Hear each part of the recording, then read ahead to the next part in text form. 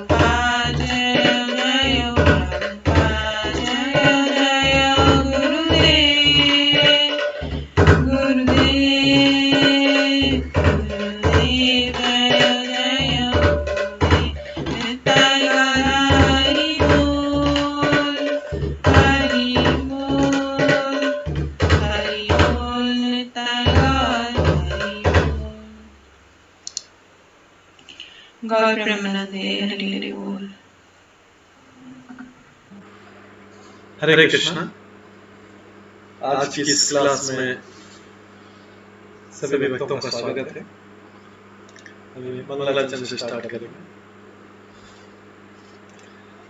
ॐ अज्ञानतिमिरन्दस्य ज्ञानाञ्जनशलाकया चक्षुरुन्मिलितं येन तस्मै श्रीगुरुवे नमः। श्रीचैतन्यमनोभीष्टं स्थापितं येन भूतले स्वयं रूप कदा मह्यं ददाति स्वपदान्तिकम्।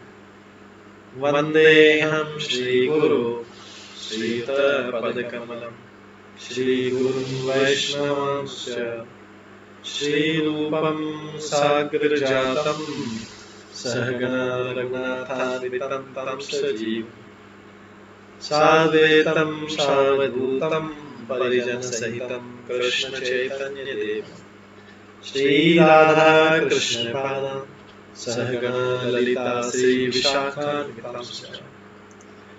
नमो विष्णुपदाय कृष्णपृष्ठाय भूतले श्रीमते भक्तिवेदान्त स्वामिनिधि नामिने।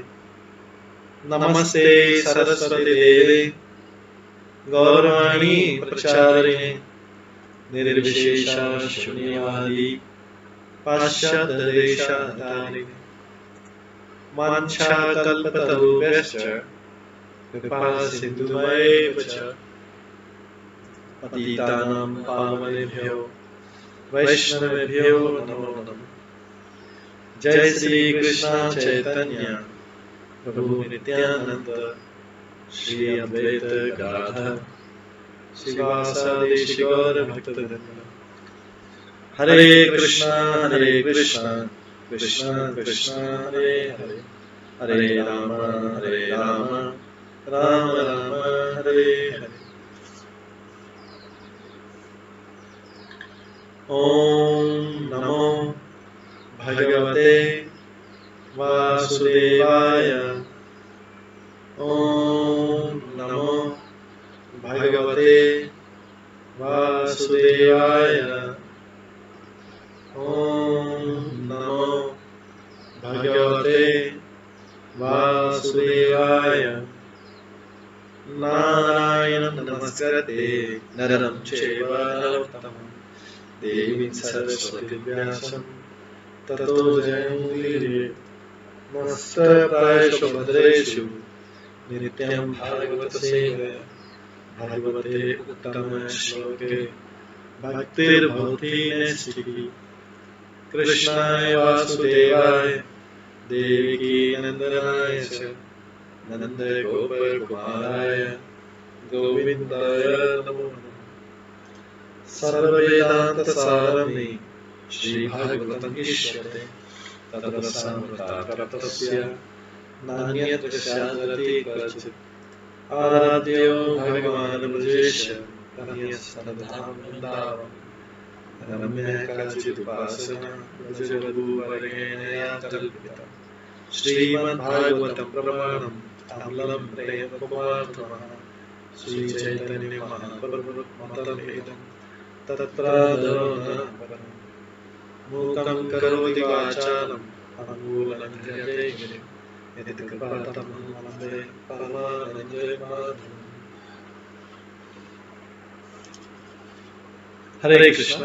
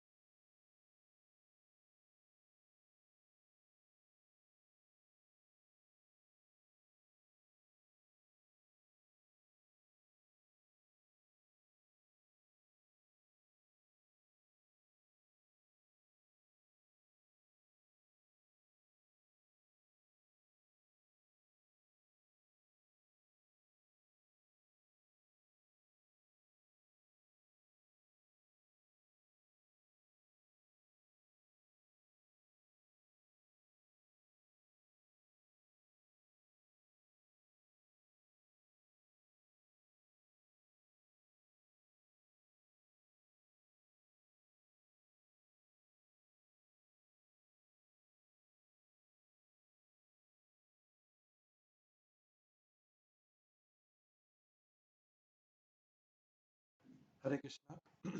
आज की इस क्लास में सभी भक्तों का स्वागत है।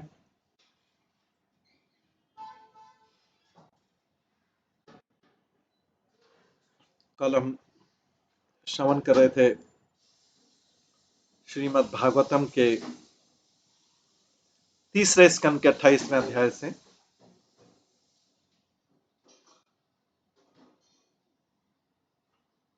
जिसमें भगवान कपिल देव देवहूति को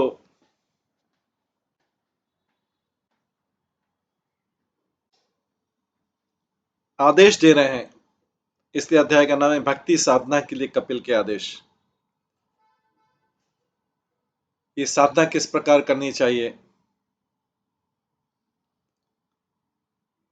इसका आदेश दिया जा रहा था कपिल मुनि द्वारा देवहूति की प्रार्थना पर। कल हमने श्रवण किया था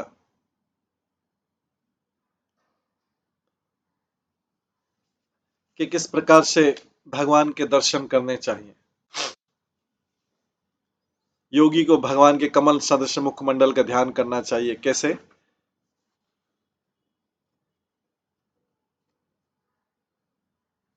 चरणों से लेके ऊपर तक, ये सब हमने आज श्रवण किया।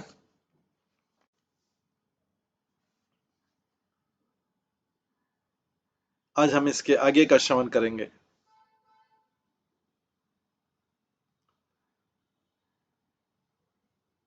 भगवान के सुंदर मुखमंडल का धीरे धीरे आ रहे हैं, उनके चरणों से हमने कमल सदृश मुखमंडल का ध्यान पे आए।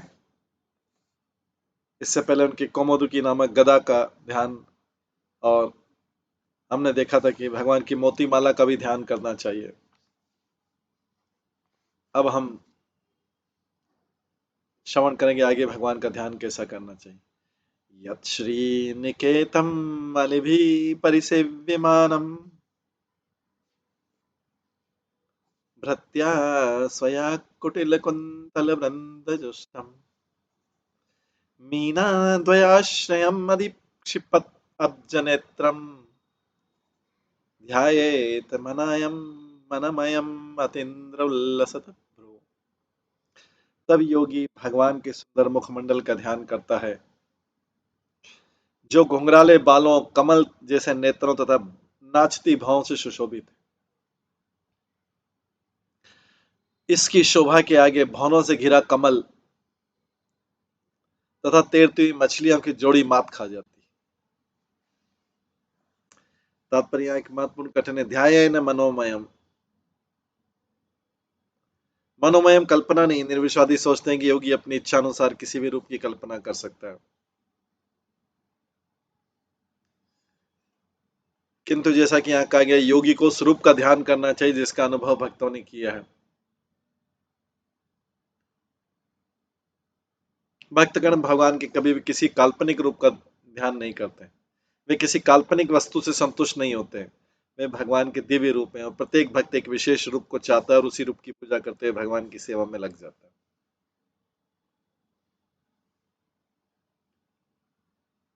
भगवान का रूप शास्त्र अनुमोदित होता है, जैसा कि पहले बता चुका है। भगवान के मूल रूप के 8 प्रकार के स्वरूप हैं। इन्हें मिट्टी, पत्थर, काष्ठ, रंग, बालू आदि से भक्त अपने साधन के अनुसार तैयार कर सकता है।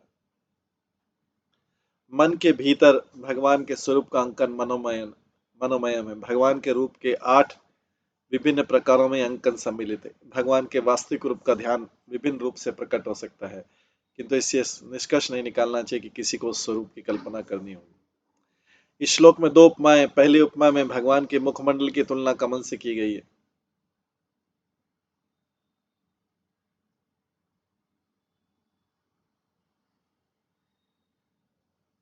और फिर काले बालों की तुलना कमल के चारों ओर गुजरित भौरों के झुंड से की गई है, और नेत्रों की तुलना इधर उधर तैरती हुई 2 मछलियों से की गई है। तो मुखमंडल की तुलना कमल से, उनके घुंघराले बालों की तुलना गुंजरित भौरों के झुंड से की गई, नेत्रों की तुलना इधर उधर तैरती 2 मछलियों से की गई। जल में खिला कमल अत्यंत सुंदर लगता है, यदि वो गुंजरित भवनों से तथा मछलियों से घिरा हो। भगवान का मुखमंडल पूर्ण है, उनकी सुंदरता कमल की सुंदरता को भी ले जाने वाली।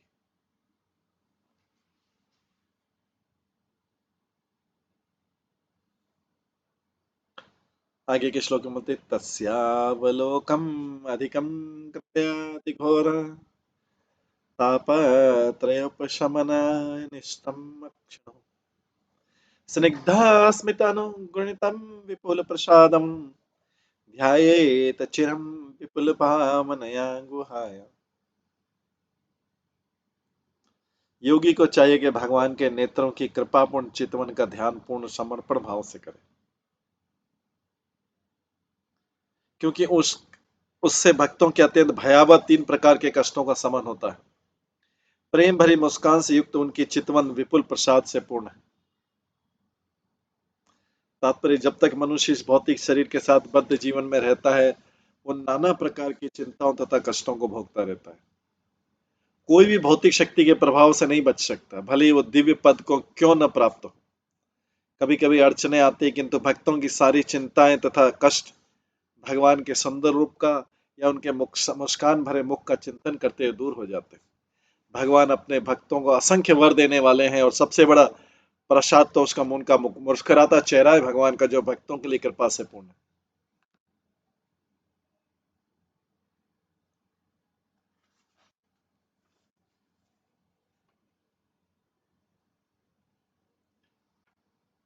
तो भगवान के नेत्रों की कृपापूर्ण चितवन का ध्यान पूर्ण समर्पण भाव से करें, क्योंकि इससे भक्तों के अत्यंत भयावन 3 प्रकार के कष्टों का शमन होता है, और प्रेम भरी मुस्कान से एक तो उनकी चितवन विपुल प्रसाद से। आसम हरेयम नतखिल्लोक तीव्र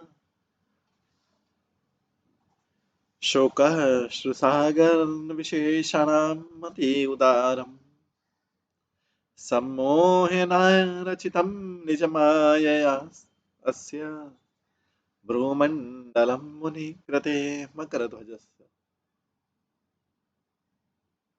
इसी प्रकार योगी को भगवान श्री हरि की उदार मुस्कान का ध्यान करना चाहिए। इसी प्रकार योगी को भगवान श्री हरि की उदार मुस्कान का ध्यान करना चाहिए,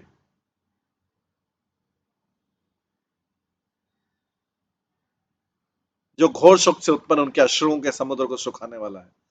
जो उनको नमस्कार करते हैं, उसे भगवान की चाप दृश्य भुवों का भी ध्यान करना चाहिए, जो मुनियों की भलाई के लिए, कामदेव को मोहने के लिए भगवान की अंतरंगा शक्ति से प्रकट है।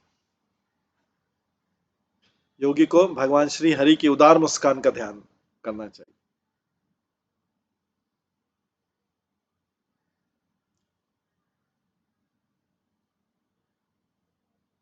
मुस्कान क्या है? घोर शोक से उत्पन्न अश्रुओं के समुद्र को सुखाने वाली है, और जो उनको नमस्कार करते हैं उसे भगवान की चाप सदृश भुवों का भी ध्यान करना चाहिए, जो मुनियों की भलाई के लिए, कामदेव को मोहने के लिए भगवान की अंतरंगा शक्ति से प्रकट है। तात्पर्य, सारा ब्रह्मांड कष्टों से परिपूर्ण है, अतः इस ब्रह्मांड के निवासी गहन से सदैव आंसू बहाते रहते हैं। ऐसे अश्रुओं से जल का विशाल समुद्र तैयार हो जाता है, किंतु जो भगवान की शरण में चला जाता है, उसके लिए आंसुओं का समुद्र तुरंत सूख जाता है।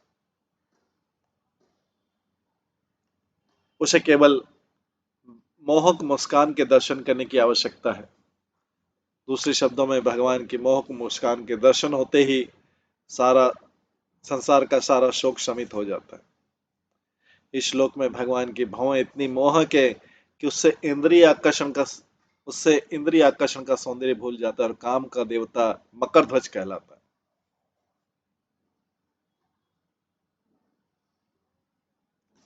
भगवान की भवें इतनी मोहक है कि इससे इंद्रिय आकर्षण का सौंदर्य भूल जाता है। काम का देवता मकर ध्वज कहलाता है। भगवान की मोहक भवें भक्तों तथा मुनियों की भौतिक वासना तथा काम वासना से मोहित होने से बचाते हैं। महान आचार्य यमुनाचार्य ने कहा है कि जब से उन्होंने भगवान की मोहक लीलाएं देखी, तब से उनके विषयी जीवन के सारे आकर्षण हेय बन गए, और विषय सुख का विचार उठते उस पर वे थूक कर अपना मुख मोड़ लेते। अतः यदि कोई काम वासना से विलग रहना चाहता है, तो उसे भगवान की मनोहारी भावों तथा मोहक मुस्कान को देखना चाहिए।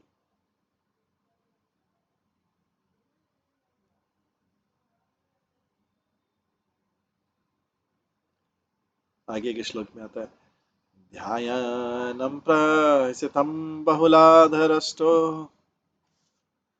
भासर्वणायतनुद्विजकुन्दपङ्की ध्यायेच्छदेः कुहरे अवसतस्य विष्णो भक्त्या द्रयार्पितमना न पृथक दिदक्षेत।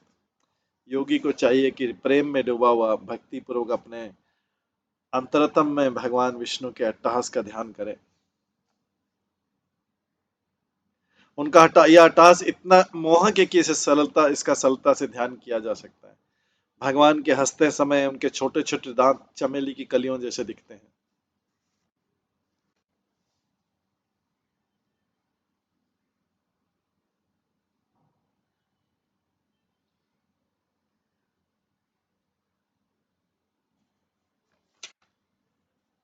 और उनके होठों की कांति के कारण गुलाबी प्रतीत होते। एक बार अपना मन उनमें स्थिर करके योगी को और कुछ देखने की कामना नहीं करनी चाहिए।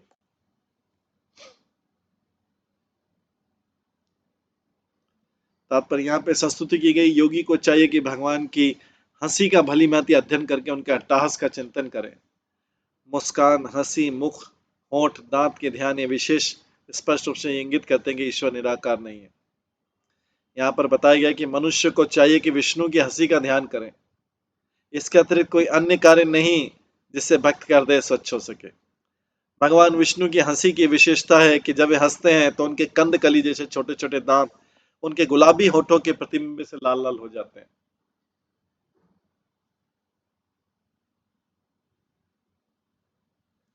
यदि योगी अपने हृदय में भगवान के सुंदर मुखमंडल को बसा सके तो उसे पूर्ण संतोष प्राप्त होगा। दूसरे शब्द में, जब कोई भगवान की सुंदरता को अपने अंतर में देखता है तो उसे भौतिक आकर्षण नहीं सताते। ये भगवान की सुंदरता का वर्णन हो रहा है।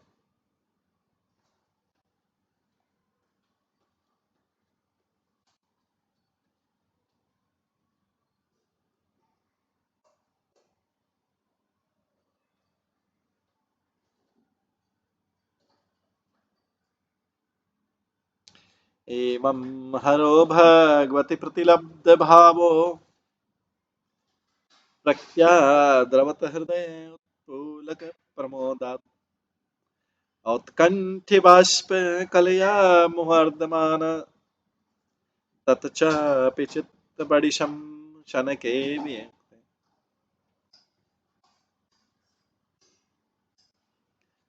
इस मार्ग का अनुसरण करते हुए धीरे धीरे योगी में भगवान हरि के प्रति प्रेम उत्पन्न हो जाता है और इस प्रकार भक्ति करते हुए अत्यधिक आनंद के कारण शरीर में रोमांच होने लगता है और गहन प्रेम के कारण शरीर अश्रुओं की धारा में नहा जाता है। इस मार्ग का अनुसरण करते यहाँ तक कि धीरे धीरे वह मन भी भौतिक कर्म से विमुख हो जाता है।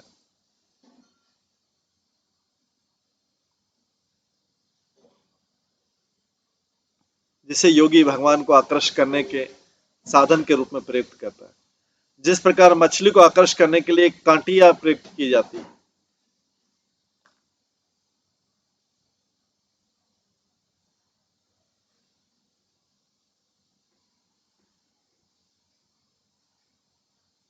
इस मार्ग का अनुसरण करते हुए धीरे धीरे योगी में भगवान हरि के प्रति प्रेम उत्पन्न हो जाता है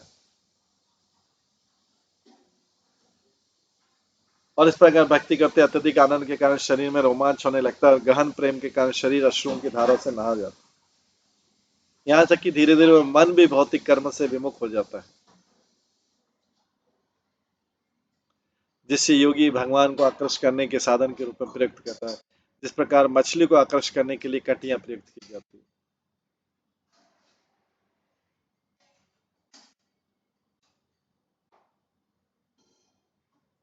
यहाँ पर स्पष्ट बताया गया कि ध्यान जो कि मन का कर्म है, समाधि की पूर्ण अवस्था नहीं है।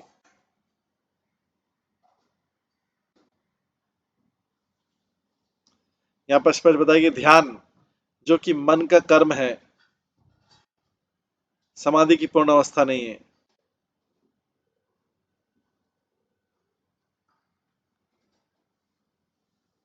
ध्यान भी समाधि की पूर्ण अवस्था नहीं है।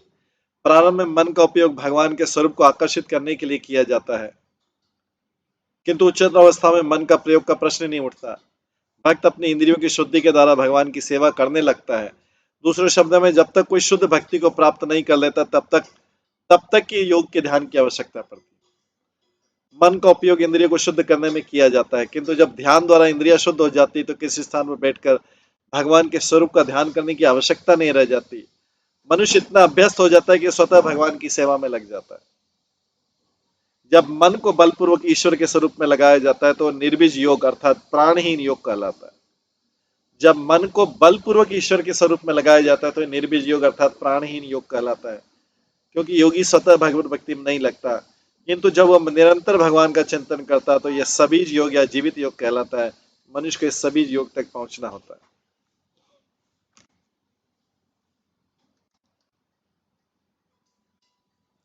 जैसा कि ब्रह्म संहिता में बतलाया गया, मनुष्य को चौबीसों घंटे भगवान की सेवा में लगे रहना चाहिए।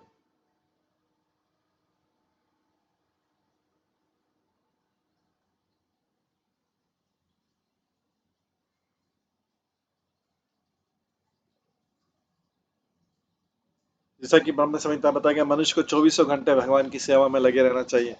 प्रेमांजन छुरित अवस्था पूर्ण प्रेम उत्पन्न करके ही प्राप्त की जा सकती है। जब भक्ति में भगवान के लिए पूरी तरह से प्रेम उत्पन्न हो जाता है तो वह उनके स्वरूप पर कृत्रिम रूप से ध्यान दिए बिना भगवान का दर्शन कर सकता है।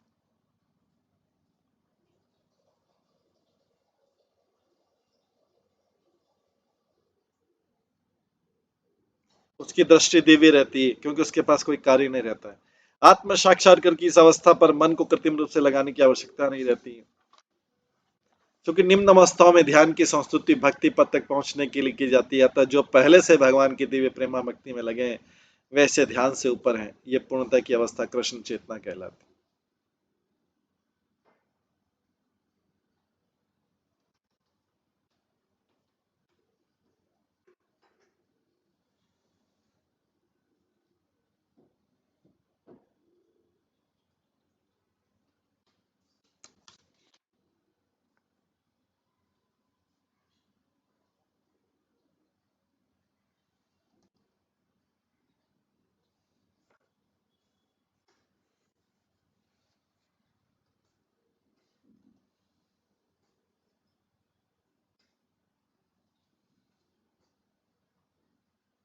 तो कृत्रिम रूप से मन को लगाना है, ये प्रारंभिक अवस्था है।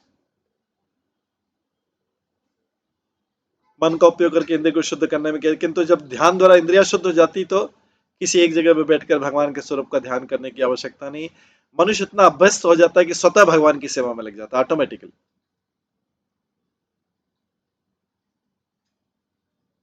ये प्रेमांजन छुरित अवस्था पूर्ण प्रेम उत्पन्न करके ही प्राप्त की जा सकती है।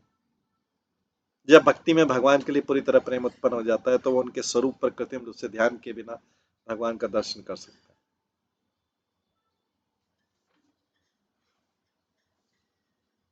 चूंकि निम्न अवस्थाओं में ध्यान की संस्तुति भक्ति पद तक पहुंचने के लिए की जाती है, तो जो पहले से ही भगवान की दिव्य प्रेमा भक्ति में लगे हैं वैसे ध्यान से ऊपर हैं। ये पूर्णता की अवस्था कृष्ण चेतना कहलाती है। अगले श्लोक में आता है, मुक्ताश्रयं यानि निर्विशेषं संविरक्तम निर्वाणं रक्षति मनः सहसा यथार्ची आत्मानमत्र पुरुषः व्यवधानम् एकम् अन्वीक्षते प्रति निवृत्ति गुण प्रभाव। इस प्रकार जब मन समस्त भौतिक कल्मश से रहित और विषयों से विरक्त हो जाता है,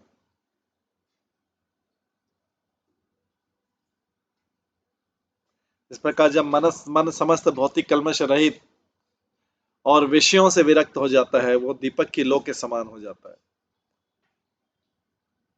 और उस समय मन वस्तुतः परमेश्वर जैसा ही होता है और उनसे जुड़ा हुआ अनुभव किया जाता है, क्योंकि भौतिक गुणों के पारस्परिक प्रवाह से मुक्त हो जाता है।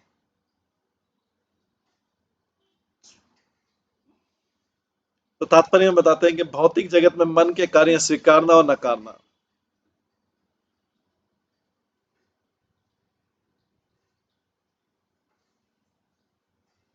जब तक मन में भौतिक चेतना रहता है तब तक इसे भगवान को ध्यान करने के लिए बाध्य करते रहना चाहिए।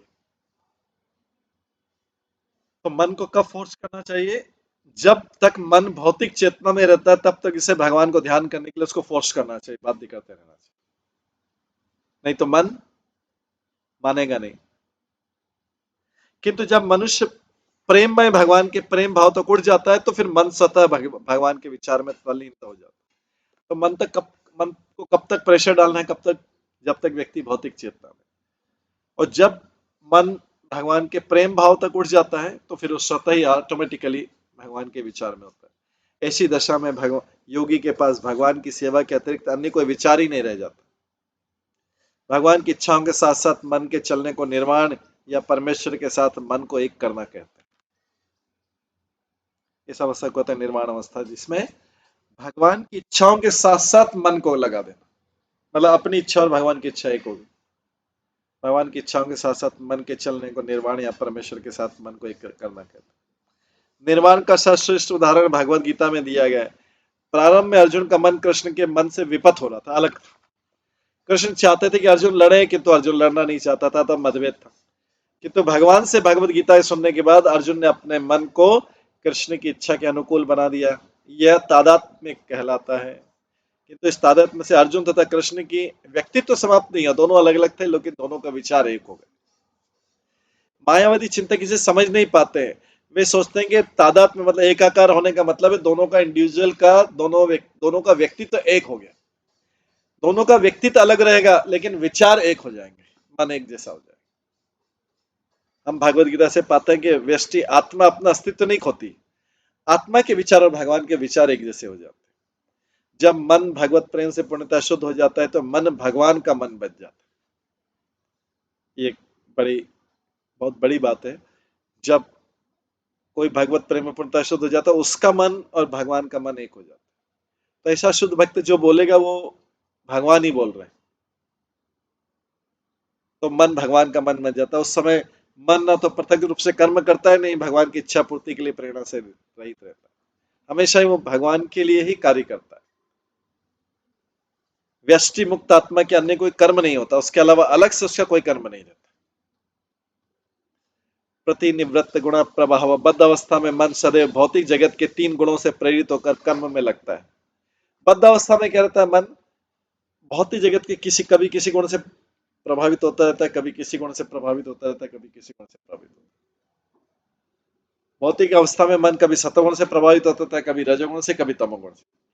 लेकिन शुद्ध अवस्था में केवल शुद्ध सतोगुण में रहता है। मन केवल मात्र भगवान से ही प्रभावित होता है, उसी से इन्फ्लुएंस होता है और किसी से इन्फ्लुएंस नहीं होता।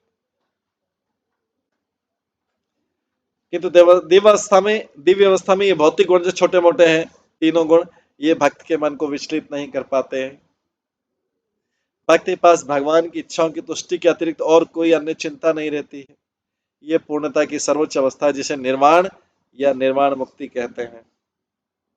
इस अवस्था में मन भौतिक इच्छा से पूरी तरह मुक्त हो जाता है। यथार्ची, अर्ची का अर्थ है लो या लपट। जब दीपक टूट जाता है या तेल चुक जाता है तो दीपक की लो बुझ जाती है। किंतु वैज्ञानिक शोध के बोध के अनुसार लो बुझती नहीं है, संरक्षित रहती है। यही शक्ति का संरक्षण है। इस प्रकार जब मन भौतिक स्तर पर कार्य करना बंद कर देता है तो यह भगवान के कर्मों में संरक्षित रहता है। मन अगर भौतिक कार्य में छोड़ दिया तो इसका मतलब किसके कार्य कर रहा है, वो भगवान के कार्य कर रहा है।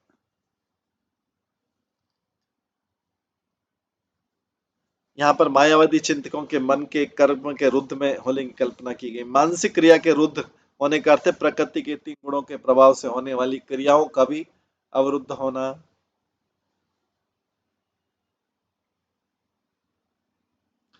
आगे बता रहे, कपिल मुनि बता रहे, सापीत्याचरमया मनस्य निवृत्त्या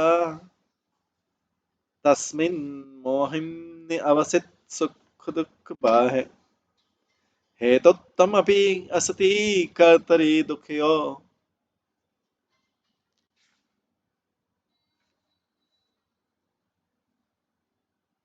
हेतुत्तमपि असति कर्तरि दुःखयो यत्स्वतात् सात्मन विद्यते उपलब्ध परात्मकाष्ठ।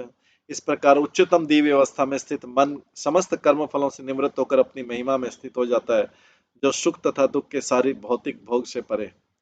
उस समय योगी को अब परमेश्वर के साथ अपने संबंध का बोध होता है और उसे पता लगता है कि सुख तथा दुख तथा उनकी अंतःक्रिया है, जिन्हें वह अपने कारण समझता था, वास्तव में अविद्या जनित अहंकार के कारण थी।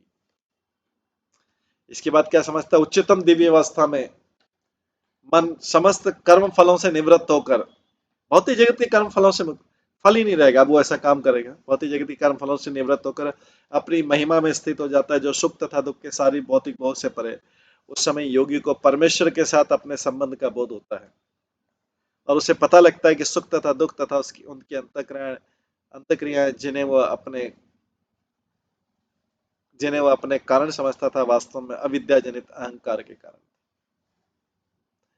तात्पर्य, भगवान के साथ अपने संबंध की विस्मृति अविद्या का परिणाम है। अविद्या के कारण भगवान के साथ हम अपने संबंध को भूल जाते हैं। भगवान के साथ अपने संबंध की विस्मृति अविद्या का परिणाम है। योगाभ्यास के द्वारा मनुष्य अपने को परमेश्वर से स्वतंत्र सोचने के कारण इस अज्ञान को दूर कर सकता है।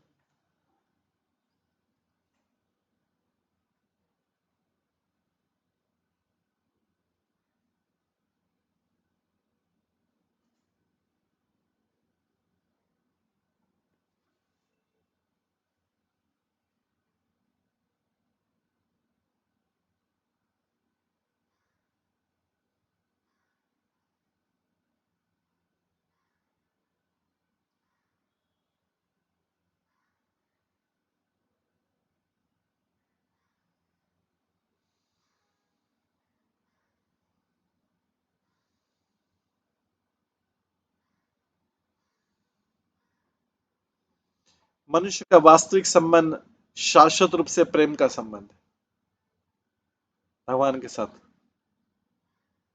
जीव भगवान की दिव्य प्रेमा भक्ति के निमित्त है। जीव जो है भगवान की दिव्य प्रेमा भक्ति के निमित्त है। मधुर संबंध की विस्मृति ही अज्ञान कहलाती है। मधुर संबंध की विस्मृति ही अज्ञान कहलाती है। भगवान के साथ जो स्वीट संबंध है, स्वीट रिलेशनशिप, वो भूल गए, इसको अज्ञान बोलते हैं। और अज्ञान होने पर ही वह प्रकृति के तीनों गुणों के वशीभूत होकर अपने को भोक्ता मान बैठता है। जब भक्त का मन शुद्ध हो जाता है और समय नहीं लगता है कि उसके मन को परमेश्वर की इच्छा के अनुसार चलना है, तो समझो कि उसे पूर्ण दिव्य अवस्था प्राप्त हो चुकी है, जो भौतिक सुख तथा दुख के अनुभव से परे है।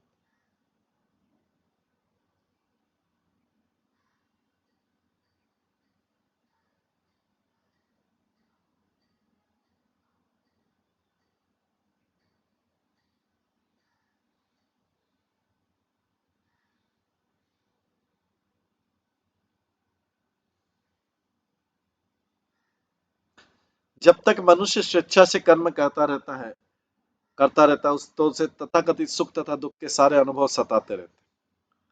स्वेच्छा से करता है मतलब अपने मन से करता है, तो उसे तथाकथित सुख तथा दुख के सारे भौतिक अनुभव सताते रहते हैं। वस्तु तो सुख तो होता ही नहीं है।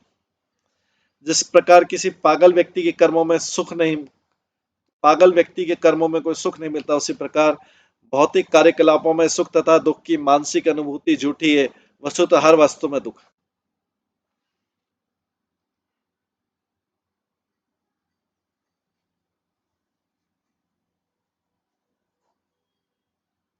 जब तक मनुष्य स्वेच्छा से कर्म करता रहता है, तो उसे तथाकथित सुख तथा दुख के सारे भौतिक अनुभव सताते रहते हैं। वस्तु तो सुख होता ही नहीं है। जिस प्रकार किसी पागल व्यक्ति के कर्मों में कोई सुख नहीं मिलता, उसी प्रकार भौतिक कार्यकलापों में सुख तथा दुख की मानसिक अनुभूति झूठी है। वस्तु तो हर वस्तु में दुख। जब मन भगवान की इच्छा अनुसार कर्म करने लगता है, तो समझो कि मनुष्य को दिव्य अवस्था प्राप्त हो गई।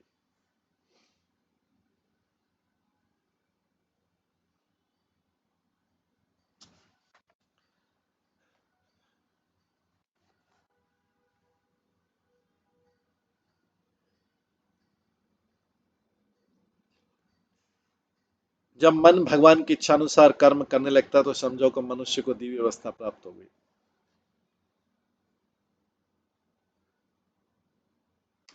प्रकृति पर अधिकार जताने की प्रकृति पर अधिकार जताने की इच्छा ही अविद्या का कारण। जब ये इच्छा पूर्णतः मिट जाती है और इच्छाएं भगवान की इच्छा का अनुसरण करती है, तो सभी समझो कि सिद्ध अवस्था को प्राप्त हो चुका।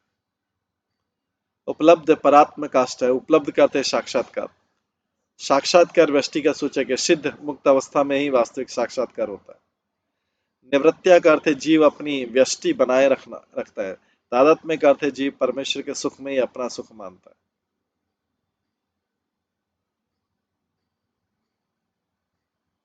परमेश्वर के सुख में ही सुख है। आनंदमय भय अभ्यासात, भगवान स्वभाव से दिव्य सुख से पूर्ण है। मुक्तावस्था में परमेश्वर से तादात्म्य का अर्थ है मनुष्य के सुख के अतिरिक्त अन्य कोई साक्षात्कार ना हो।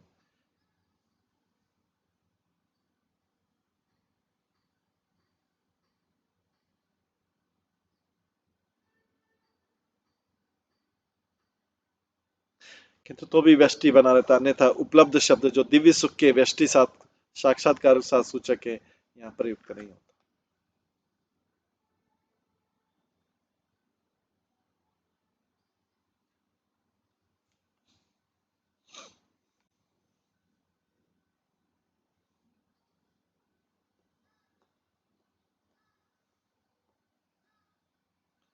देहं च तं न चरमस्थितं मुत्थितं वा सिद्धा पश्यति यत् अद्य स्वरूपम् देवातुपेतम् अथ देवशातपेतम् वास यथा परिकृतम् अधिरामदन्।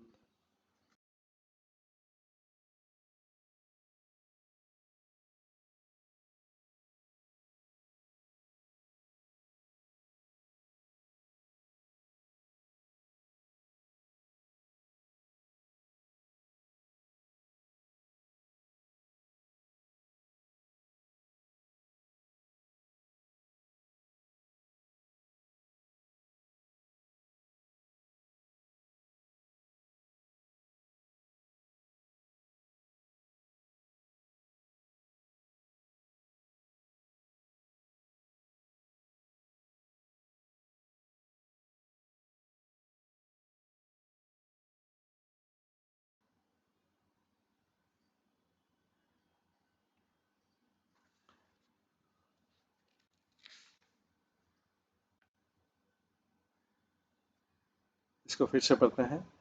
देहं चतनम, देहं च तं न चरम स्थितमुत्थिवा सिद्धोऽप्यस्यति यतदगम्यत् स्वरूपम् देवात्तुपेतम् अथ देववशातपेतम्।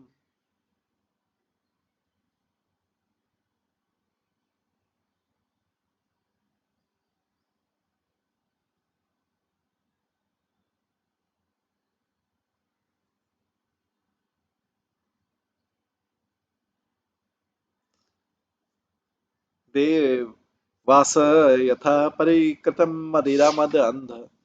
अपना असली स्वरूप प्राप्त करने के कारण पूर्णतया सिद्ध जीव को इसका बोध नहीं होता कि ये भौतिक देह किस तरह हिल डुल रही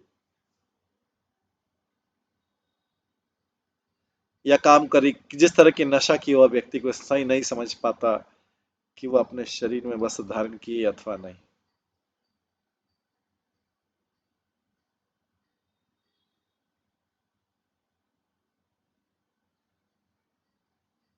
रूप गोस्वामी ने भक्ति रसामय सिंधु में जीवन की इस अवस्था की व्याख्या की है।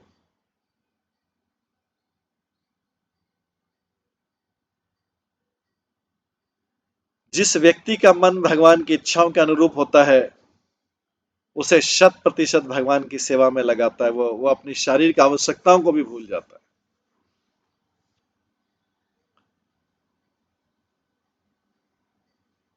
जिस व्यक्ति का मन भगवान की इच्छाओं के अनुरूप होता है और जो उसे 100% भगवान की सेवा में लगाता है वो अपनी शारीरिक आवश्यकताओं को भी भूल जाता है।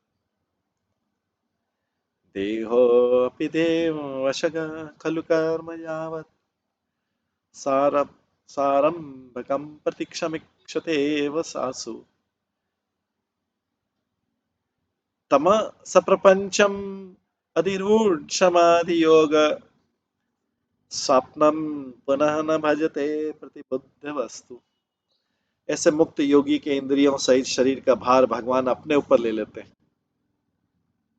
ऐसे मुक्त योगी के इंद्रियों सहित शरीर का भार भगवान अपने ऊपर ले लेते हैं और इस शरीर तब तक कार्य करता है जब तक कि इसके देवों के अधीन कर्म समाप्त नहीं हो जाते, देवाधीन कर्म समाप्त नहीं हो जाते। इस प्रकार अपनी स्वाभाविक स्थिति के प्रति जागरूक तथा योग की चरम सिद्ध अवस्था में समाधि में स्थित मुक्त भक्त शरीर के गौण फलों को निजी कहकर स्वीकार नहीं करता। मुक्त शरीर मुक्त भक्त शरीर के गौण फलों को निजी कहकर स्वीकार नहीं करता। इस प्रकार वह अपने शारीरिक कार्यकलापों को स्वप्न संपन्न कार्य सदृश मानता है। और इस अवस्था में, मुक्त अवस्था में क्या करता है, उसके जो भी शारीरिक कार्यकलाप हो रहे हैं उसको समझता ही है स्वप्न में कर रहा है कार्य, इसका कोई मीनिंग नहीं है। स्वप्न में किए गए कार्य का कोई मीनिंग नहीं, कार्य वही है जो जागृत अवस्था में किए जाए। तो जो मुक्त व्यक्ति है शुद्ध चेतना में जो कार्य करता है, वो बाकी जो कार्य शरीर के लिए कार्य कर रहा है उसको स्वप्न में समझता है। में निम्नलिखित प्रश्न उठाए जा सकते हैं कि जब तक मुक्त आत्मा शरीर के संपर्क में रहता है तो उससे शारीरिक कार्य उसे क्यों नहीं प्रभावित करता? क्या वो भौतिक कार्यकलापों के कर्म तथा फल से कलमश ग्रसित नहीं हो जाता अगर मुक्त है तो भी? ऐसे प्रश्नों के उत्तर में श्लोक में कहा गया कि मुक्त आत्मा के भौतिक शरीर का भार भगवान अपने ऊपर ले लेते हैं। तो मुक्त शरीर के जो शारीरिक मुक्त आत्मा के भौतिक शरीर का कार्य, तो इसका मतलब जो कार्य कर रहे हैं वो भगवान कर रहे हैं। ये जीव की जीवनी की शक्ति के कारण कार्य नहीं होता है। उसे वो विगत कर्मों की प्रतिक्रिया के फलस्वरूप ही कार्य करता है। एक बिजली का पंखा बंद करने के बाद भी कुछ काल तक घूमता रहता है। ये गति विद्युत धारा के कारण नहीं होती, किंतु पिछली गति के सातत्य के रूप में होती। उसी प्रकार यदि मुक्त जीव सामान्य व्यक्ति की भांति कार्य प्रतीत करना होता है, किंतु उसके कर्मों को विगत कर्मों के सातत्य के रूप में मानना होगा, मतलब उसके कंटिन्यूएशन में मानना होगा। स्वप्न में मनुष्य अपने को अनेक शरीरों में विस्तारित देखता है, किंतु जगने पर वो समझ सकता है कि सारे शरीर झूठे थे। इसी प्रकार यद्यपि मुक्त जीव के शरीर के गौण फल जैसे बच्चे, पत्नी, घर आदि होते हैं, किंतु वह इन शारीरिक विस्तारों की पहचान अपने आप से नहीं करता। वह जानता है कि सब भौतिक स्वप्न की उपज। स्थूल शरीर पदार्थ, स्थूल शरीर होता है पदार्थ के स्थूल तत्व से बना है, और सूक्ष्म शरीर मन, बुद्धि, अहंकार, कलमशग्रस्त चेतना से बना है। यदि मनुष्य स्वप्न के सूक्ष्म देह को झूठा मान सकता है और अपनी पहचान उस देह से नहीं करता है, तो निश्चित रूप से एक इंटेलिजेंट व्यक्ति, प्रबुद्ध व्यक्ति को सूक्ष्म शरीर के साथ भी अपनी पहचान नहीं करनी चाहिए। जिस प्रकार प्रबुद्ध व्यक्ति, एक इंटेलिजेंट व्यक्ति स्वप्न में देखे गए शरीर के कार्यकलापों से कोई संबंध नहीं रखता है, उसी तरह मुक्त आत्मा का वर्तमान शरीर के कार्यकलापों से कोई संबंध नहीं होता है। मुक्त आत्मा का वर्तमान शरीर के कार्यकलापों से कोई संबंध नहीं होता है। दूसरे शब्दों में, चूंकि वह अपनी स्वाभाविक स्थिति से अवगत रहता है, अतः देहात्म बुद्धि को कभी स्वीकार नहीं करता है। ये भगवान कपिल अपनी माता देवहूति को उपदेश दे रहे हैं। आगे बोलते हैं, यथा पुत्राच विताच पथग मध्य प्रतीयते अपि आत्मत्वेन अभिमतात् देह आदि पुरुष तथा। परिवार तथा संपत्ति के प्रति अत्यधिक स्नेह के कारण मनुष्य पुत्र तथा संपत्ति को अपना मानने लगता है।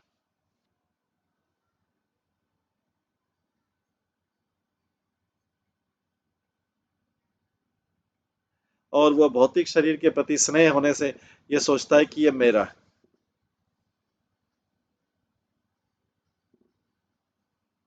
परिवार तथा संपत्ति के प्रति अत्यधिक स्नेह के कारण मनुष्य पुत्र तथा संपत्ति को अपना मानने लगता है, और भौतिक शरीर के प्रति स्नेह होने से सोचता है कि यह मेरा है। किंतु वास्तव में जिस तरह मनुष्य समझ सकता है कि उसका परिवार तथा उसकी संपत्ति उससे पृथक है, उसी तरह मुक्त आत्मा समझ सकता है कि वह तथा उसका शरीर एक नहीं है।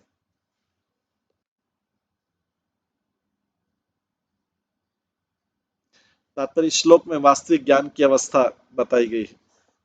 बच्चे तो अनेक हैं, किंतु कुछ को हम अपने स्नेह के कारण अपने पुत्र पुत्री के रूप में स्वीकार करते हैं। इस श्लोक में वास्तविक ज्ञान की अवस्था बताएगी कि बच्चे तो अनेक हैं संसार में, किंतु कुछ को अपने स्नेह के कारण अपने पुत्र पुत्री रूप में स्वीकार करते हैं, यद्यपि हम भली भांति जानते हैं कि ये बच्चे तो हमसे पृथक हैं। इसी प्रकार धन के अत्यधिक स्नेह के कारण बैंक में जमा संपत्ति को हम अपनी मानते हैं, और इसी प्रकार हम कहते हैं कि शरीर हमारा है क्योंकि इससे हमके प्रति हमारे स्नेह है। हम कहते हैं मेरा शरीर है, फिर हम अपने स्वामित्व भाव को बढ़ाते हैं, मेरा हाथ है, ये मेरा पाँव है, फिर मेरा बैंक बचत है, फिर ये मेरा पुत्र है, मेरी पुत्री है, आदि आदि। किंतु वास्तव में हम जानते हैं कि पुत्र तथा संपत्ति हमसे पृथक है। यही हाल इस शरीर का है कि हम अपने शरीर से पृथक हैं। यह समझने का प्रश्न है और सही सही समझना ही प्रतिबुद्धि कहलाता है। भक्ति या कृष्ण चेतना के विषय में ज्ञान प्राप्त करके मनुष्य मुक्त बन सकता है।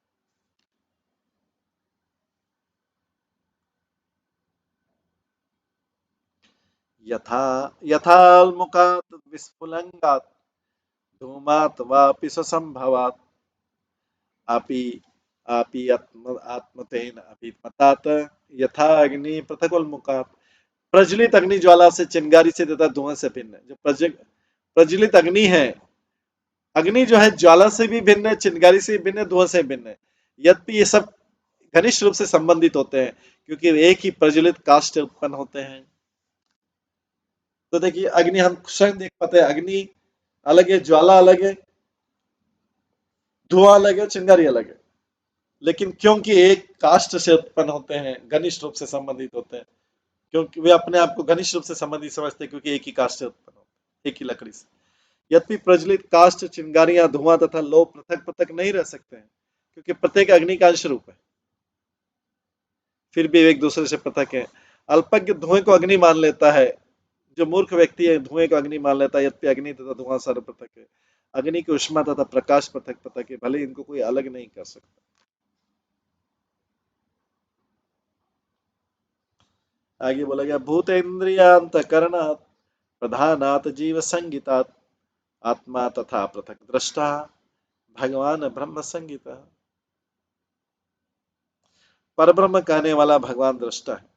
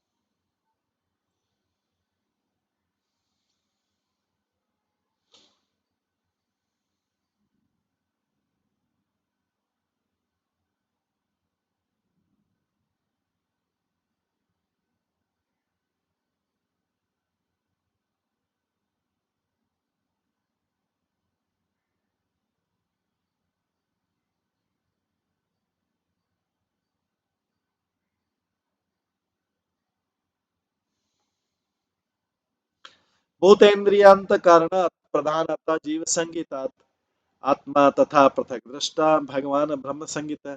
परब्रह्म कहने वाला भगवान दृष्टा है। परब्रह्म कहलाने वाला भगवान दृष्टा है। वो जीवात्मा या जीव से भिन्न है। वो जीवात्मा या जीव से भिन्न है जो इंद्रियों, पंच तत्व चेतना से संयुक्त है।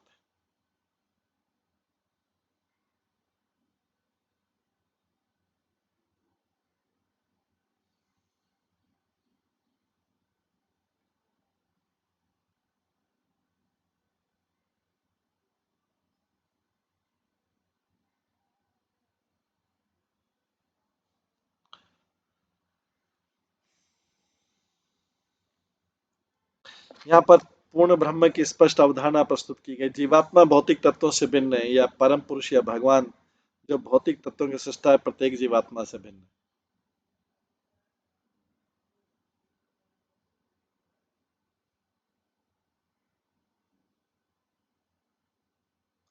भगवान चैतन्य ने इस अवधारणा को अचिंत भेदाभेद तत्व रूप में स्थापित किया। प्रत्येक वस्तु अन्य किसी वस्तु से एक ही समय अभिन्न और भिन्न होती है। परमेश्वर की भौतिक शक्ति द्वारा यह उत्पन्न दृश्य जगत भी उनसे अभिन्न तथा भिन्न, साथ में भिन्न भी। भौतिक शक्ति परमेश्वर से अभिन्न है। भौतिक शक्ति परमेश्वर से अभिन्न है, किंतु साथ ही भिन्न प्रकार से कार्यशील होने पर वह शक्ति परमेश्वर से भिन्न। इसी प्रकार प्रत्येक जीवात्मा परमेश्वर से अभिन्न तथा भिन्न है। एक ही समय अभिन्न तथा भिन्न की अवधारणा भागवत मत का सही सही निष्कर्ष है, जिसकी पुष्टि यहाँ पर कपिल द्वारा। जीवों की तुलना अग्नि की चिंगारियों से की गई कि जैसा कि पिछले श्लोक में बताया गया, अग्नि, लौ, धुआं तथा काष्ठ भी मिले हुए हैं। यहाँ पर जीवात्मा, भौतिक तत्व तथा परमात्मा परस्पर मिले हुए हैं। जीवों की स्थिति अग्नि के चिंगारियों जैसी है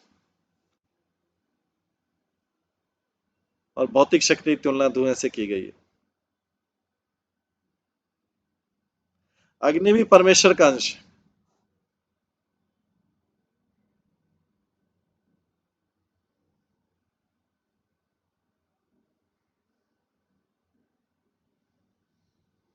जीवों की स्थिति अग्नि की चिंगारियों जैसी, भौतिक शक्ति की तुलना धुएं से की गई। अग्नि भी परमेश्वर का अंश है। विष्णु पुराण में कहा गया, हम भौतिक या आध्यात्मिक जगत में जो कुछ देखते हैं, अनुभव करते हैं, वो परमेश्वर की विभिन्न शक्तियों का विस्तार है। जिस प्रकार अग्नि एक स्थान में रहकर उष्मा तथा प्रकाश वितरित करती है, उसी प्रकार भगवान अपनी विभिन्न शक्तियों को संपूर्ण सृष्टि में भरकर वितरित करते हैं। वैष्णव दर्शन के चार सिद्धांत है: शुद्ध, शुद्ध अद्वैत, द्वैत अद्वैत, विशिष्ट द्वैत तथा द्वैत। वैष्णव दर्शन के चारों सिद्धांत भागवत के इन 2 श्लोकों में कथित अधिकारों पर आधारित। वैष्णव दर्शन के 4 सिद्धांत थे: पहला शुद्ध अद्वैत, दूसरा द्वैत अद्वैत,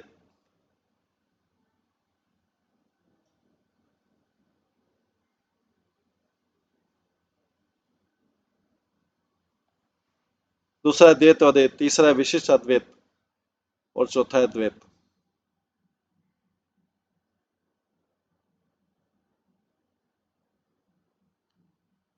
आगे बोला गया है अगले श्लोक, सर्वभूतेषु चात्मानं सर्वभूतानि चात्मनि इक्षेतान्य भावेन भूतिष्यैव तदात्मतम्। योगी को चाहिए कि समस्त जीवों में उसी एक आत्मा को देखे, क्योंकि जो कुछ भी विद्यमान है वो सब परमेश्वर की विभिन्न शक्तियों का प्राकट्य है। इस तरह से भक्त को चाहिए कि वो समस्त जीवों को बिना भेदभाव के देखे, यही परमात्मा का साक्षात्कार।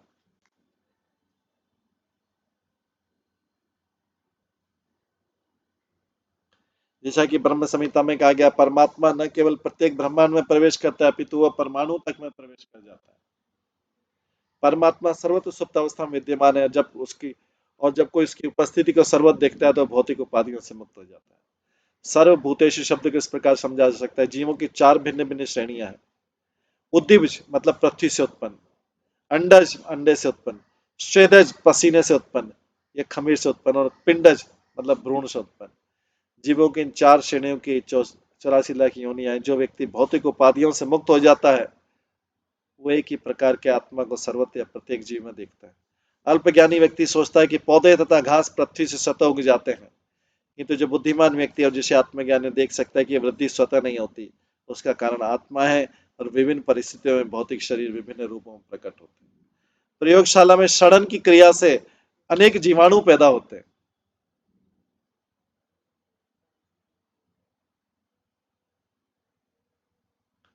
प्रयोगशाला में सड़न की क्रिया से अनेक जीवाणु उत्पन्न होते हैं, किंतु इसका कारण आत्मा की उपस्थिति। भौतिकवादी विज्ञानी सोचता है कि अंडे जीव रहित है।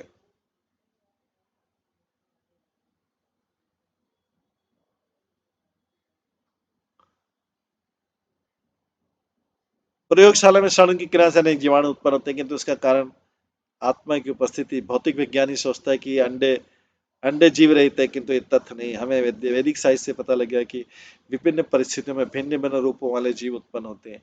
चिड़िया अंडे से निकलती तथा पशु और मनुष्य भ्रूण से उत्पन्न होते हैं।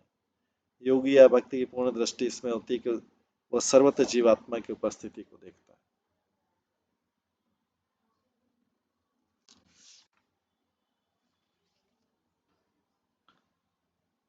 इस प्रकार से कपिल मुनि देवहूति को ये ज्ञान दे रहे हैं, भक्ति साधना के लिए कपिल के आदेश।